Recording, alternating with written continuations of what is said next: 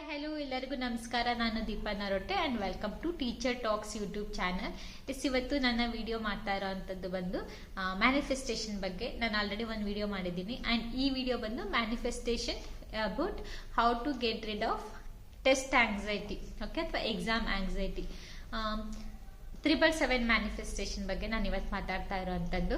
So ಇಲ್ಲಿ first of all ಏನಪ್ಪಾ ಅಂದ್ರೆ, ಮ್ಯಾನಿಫೆಸ್ಟೇಷನ್ ಅಂದ್ರೆ ಯಾವುದೋ ಒಂದು ಆಗಬೇಕು ಅಂತ ಅನ್ಕೊಂಡು ಅದಕ್ಕೆ ಒಂದು ಪಾಸಿಟಿವ್ ಅಫರ್ಮೇಷನ್ಸ್ ಇಟ್ಕೊಂಡು ವರ್ಕೌಟ್ ಮಾಡೋ ಅಂಥದ್ದನ್ನೇ ಮ್ಯಾನಿಫೆಸ್ಟೇಷನ್ ಅಂತ ಹೇಳ್ತೀವಿ.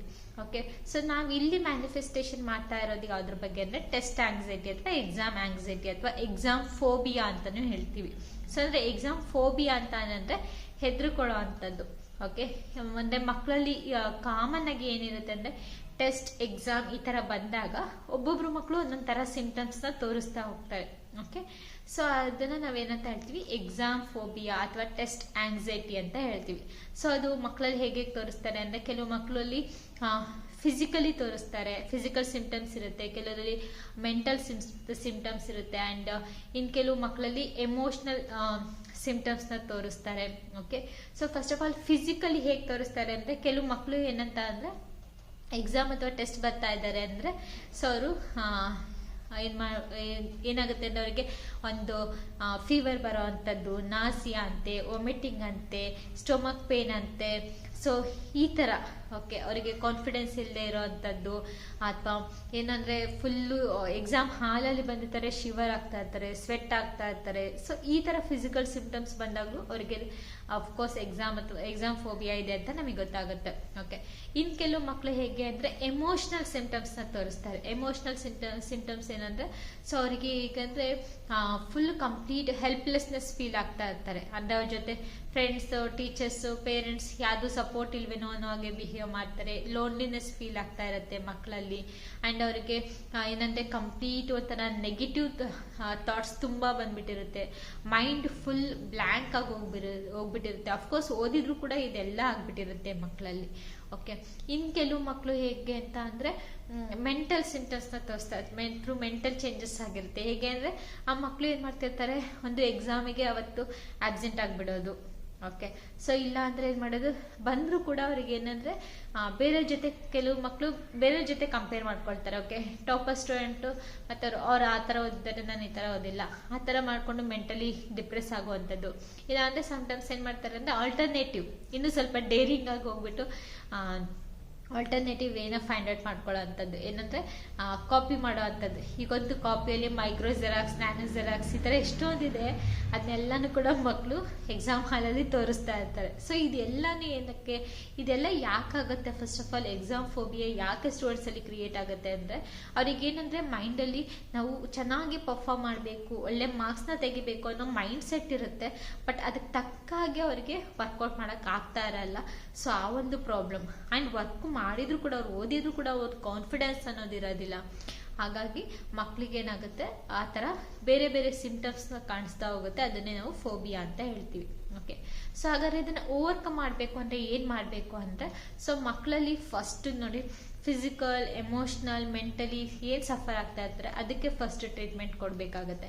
ಈಗ ಮಕ್ಕಳು ಎಮೋಷನಲಿ ಯಾರು ಒಂಥರ ಹೆಲ್ಪ್ಲೆಸ್ನೆಸ್ ಫೀಲ್ ಆಗ್ತಾ ಇರ್ತಾರೆ, ನೆಗೆಟಿವ್ ಥಾಟ್ಸ್ ತುಂಬಾ ತುಂಬಿಕೊಂಡಿರುತ್ತೆ, ಯಾರಿಗೆ ಸ್ಟ್ರೆಸ್ ಫೀಲ್ ಆಗ್ತಾ ಇರುತ್ತೆ ಅಂತ ಮಕ್ಕಳಿಗೆ ಫಸ್ಟ್ ಆಫ್ ಆಲ್ ಈಗ ಏನೋ ಒಂದು ನಾವು ಜೊತೆಗೆ ನಿಂತ್ಕೊಂಡು ಸಪೋರ್ಟ್ ಕೊಡೋ ಅಂಥದ್ದು. ಈಗ ಟೀಚರ್ಸ್ ಆಗಿರ್ಬೋದು, ಪೇರೆಂಟ್ಸ್ ಆಗಿರ್ಬೋದು, ಯಾವುದು ಕೂಡ ಹೋಗ್ಬಿಟ್ಟು ಎಕ್ಸಾಮ್ ಹಾಲಲ್ಲಿ ಕುತ್ಕೊಂಡು ಏನು ಹೇಳ್ಕೊಡಕ್ಕಾಗಲ್ಲ, ಏನು ಮಾಡೋಕ್ಕಾಗಲ್ಲ. ಎಕ್ಸಾಮ್ ಹಾಲಿಗೆ ಅವ್ರೊಬ್ಬರೇ ಹೋಗ್ಬೇಕು, ಎಕ್ಸಾಮ್ನ ಬರೀಬೇಕು. ಸೊ ಅದಕ್ಕೆ ಬಟ್ ಅದ್ರ ಹಿಂದೆ ನಾವು ಸಪೋರ್ಟ್ನ ಕೊಡ್ಬೋದು. ಓಕೆ, ಬೆನ್ ಹಿಂದೆ ಸಪೋರ್ಟ್ನ ಕೊಡ್ಬೋದು. ಹೇಗೆ ಅಂದ್ರೆ ಅದಕ್ಕೆ ಒಂದು ಸಿಂಪಲ್ ರೆಮಿಡಿ ಅಂತ ಹೇಳ್ಬೋದು. That is 777 manifestation.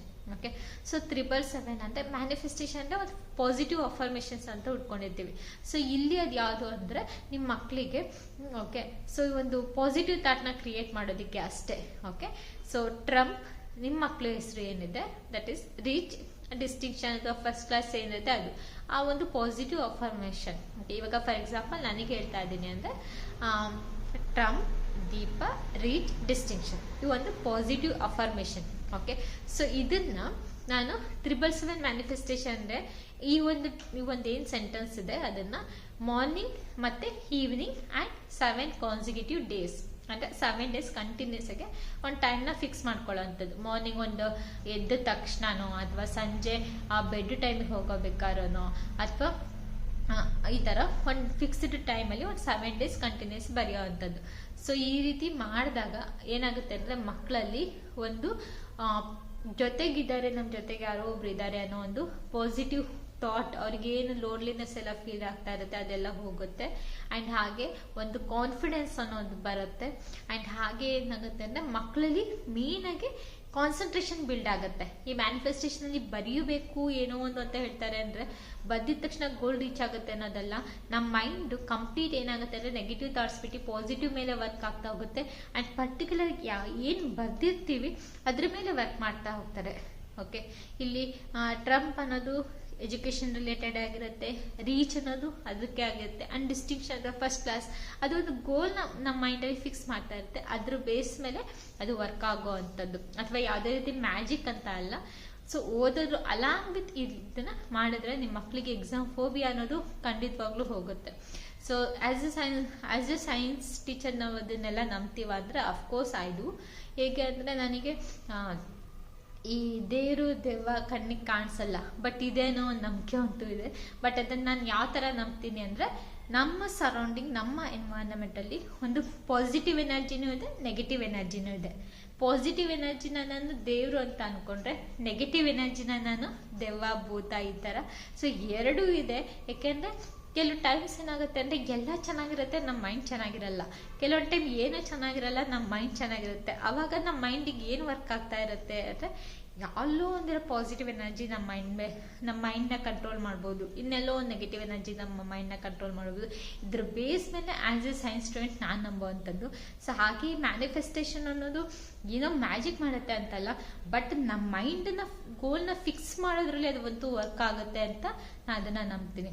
Okay, so ಇದಾಗಿತ್ತು ಇವತ್ತಿನ ವಿಡಿಯೋ. ಈ ವಿಡಿಯೋ ಏನಾದ್ರು ಇಷ್ಟ ಆಗಿದ್ರೆ ನಿಮಗೆ ಪ್ಲೀಸ್ ಒಂದು ಲೈಕ್ ಮಾಡಿ, ಶೇರ್ ಮಾಡಿ, ಹಾಗೆ ಸಬ್ಸ್ಕ್ರೈಬ್ ಆಗೋದನ್ನು ಮರಿಬೇಡಿ. ಆ್ಯಂಡ್ ಹಾಗೆ ಇದೇ ರೀತಿಯ ಕಂಟಿನ್ಯೂಸ್ ವಿಡಿಯೋಸ್ ನಿಮಗೆ ಹೆಲ್ಪ್ಫುಲ್ ಆಗ್ತಾ ಇದೆ ಅಂದರೆ ಸೊ ನಮ್ಮ ಚಾನಲ್ನ ಸಬ್ಸ್ಕ್ರೈಬ್ ಮಾಡಿ ನೋಡ್ಕೊಳ್ಳಿ ಅಂತ ರಿಕ್ವೆಸ್ಟ್ ಮಾಡ್ತಾ ಇದ್ದೀನಿ. ಸೊ ನೆಕ್ಸ್ಟ್ ಸಿಗೋಣ ಒಂದು ಮುಂದಿನ ವಿಡಿಯೋದಲ್ಲಿ. ಅಲ್ಲಿವರೆಗೂ take care, bye bye, have a nice day.